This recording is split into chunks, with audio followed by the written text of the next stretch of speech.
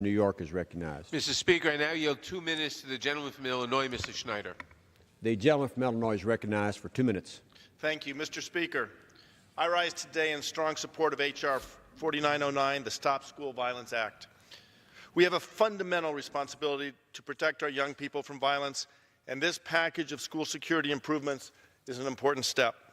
In particular, this bill includes a bipartisan provision that I introduced with my friend and colleague from Illinois, Congressman Mike Bost, to help schools acquire and install panic buttons in classrooms for the use in emergency situations.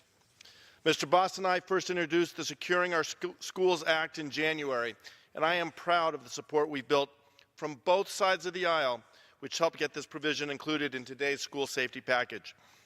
The technology will ensure students and teachers have a more immediate method of notifying law enforcement and first responders in case of a medical emergency, an active school shooter incident, or a natural disaster.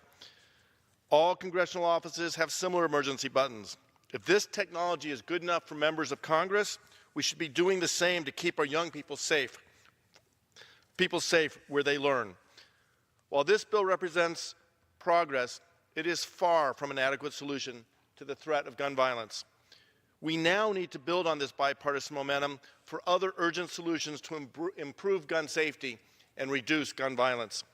This includes universal background checks, restrictions on the sale of bump stocks, assault weapons, and high-capacity magazines, and research into the causes of gun violence.